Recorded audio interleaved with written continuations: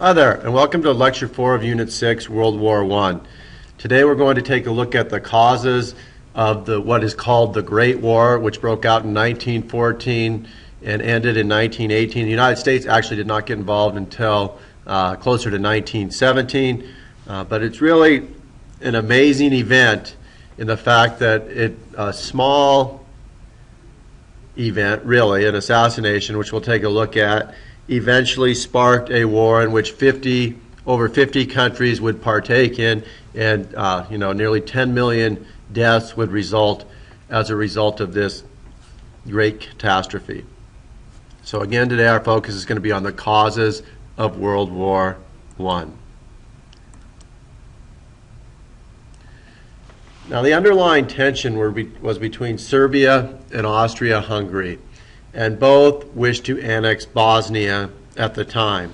Serbia and Bosnia had once been united. Austria-Hungary was looking to expand in terms of imperialism, and so in the early 1900s, both were attempting to annex Bosnia. Bosnia was located right in between Serbia and Austria-Hungary.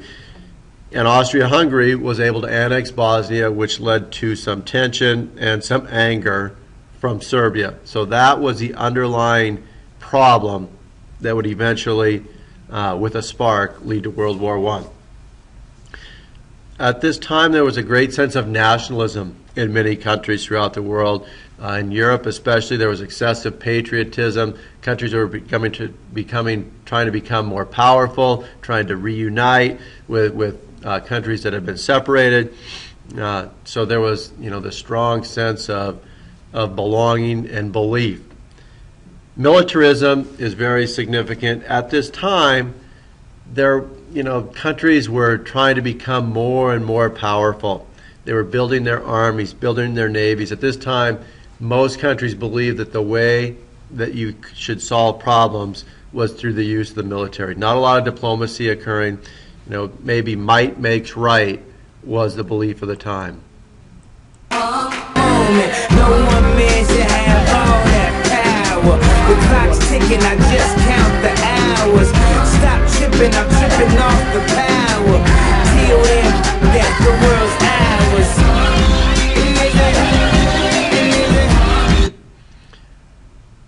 D here is the most important cause that allowed this conflict between Serbia and Austria-Hungary to become much more than a problem between two nations. The secret alliance system. There were many alliances, as there are today, but the problem back then was many of them were secret. So countries had agreements with one another that if one country had a problem, this country would support them. So when Serbia and Austria decided to go to war eventually, because of their alliances, Serbia was allied with Russia and Austria-Hungary with Germany, then this problem between maybe two relatively insignificant countries becomes much more problematic. One more depending on a prayer, and we all look away, people pretending everywhere. It's just another day, there's bullets flying through the air, and they still carry on. We watch it happen over there, and then just turn it off. We must stand together. There's no giving in. Hand in hand forever.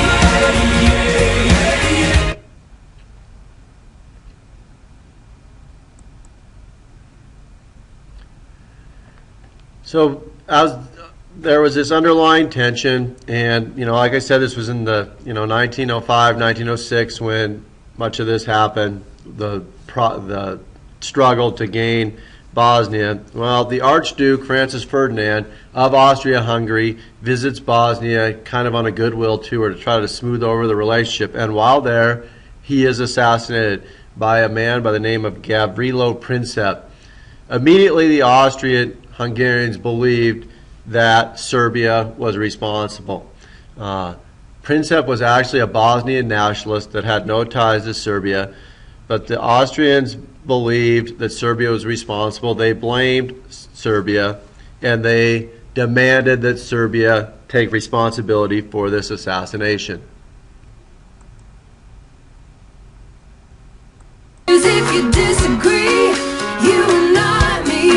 Who made you king of anything? So you dare tell me who to be? Who died and made you king of anything? It's all your fault.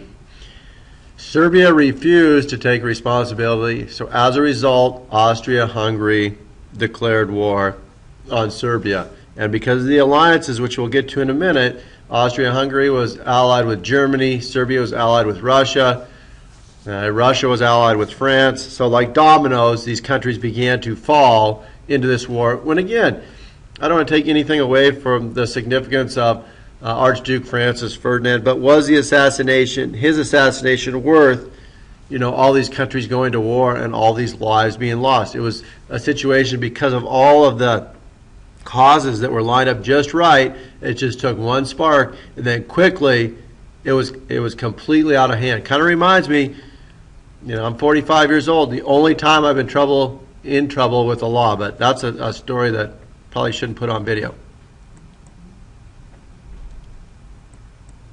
So there he is, Francis Ferdinand. His assassination led to the outbreak of World War I. Now the sides in the war. The Central Powers consisted of Germany, Austria, Hungary, Bulgaria, and the Ottoman Empire, also known as Turkey. The Allied Powers were France, Russia, Great Britain, Italy, and eventually the United States. The United States tried to maintain neutrality. We'll get to that more in the next lecture. But there were more countries involved, but these were the major powers on each side when World War I broke out. And I collide. Finally find you and I collide.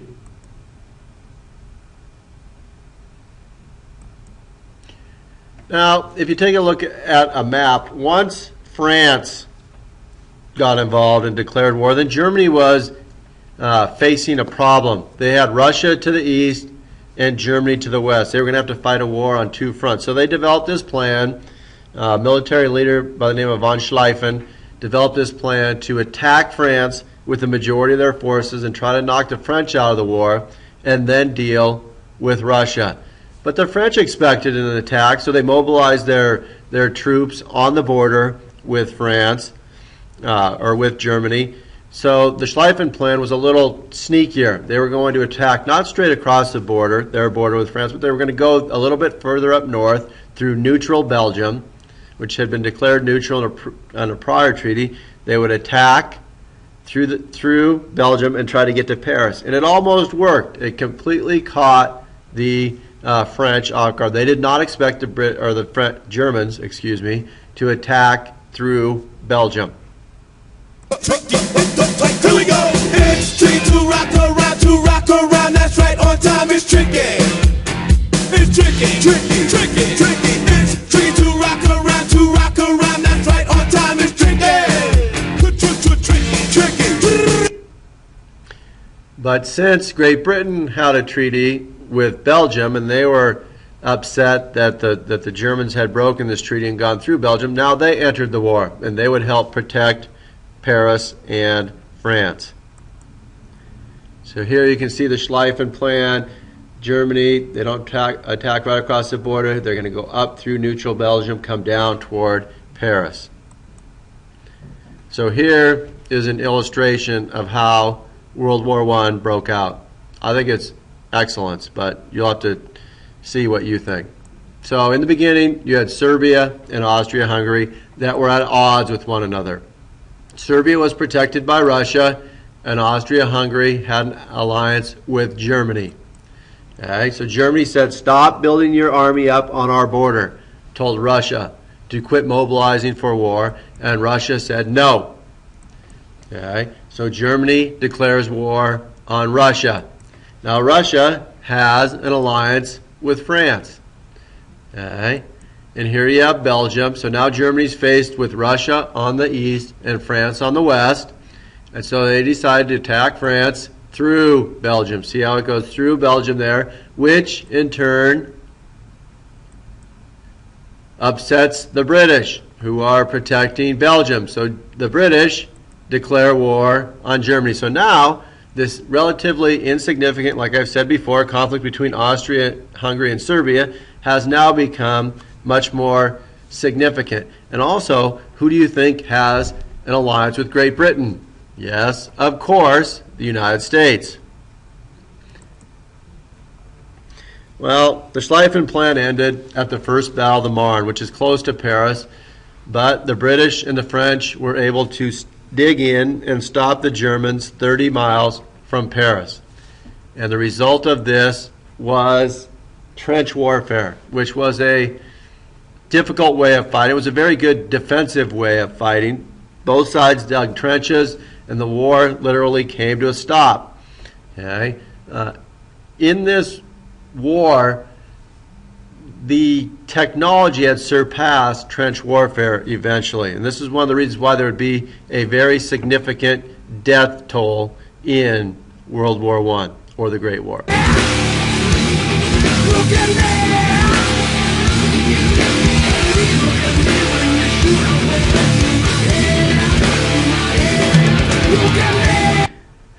Okay. Just one example of the brutality of the World War I was the Battle of Verdun between the French and the Germans. French city of Verdun, the Germans really wanted it. The French were trying to defend it. This battle lasted 10 months. It wasn't like it was only a few days, but there were nearly 1 million casualties in this battle alone. Here you can see the trenches. They were 6 to 8 feet deep and about the same width wide. You know, the soldiers lived in these for days and days and days.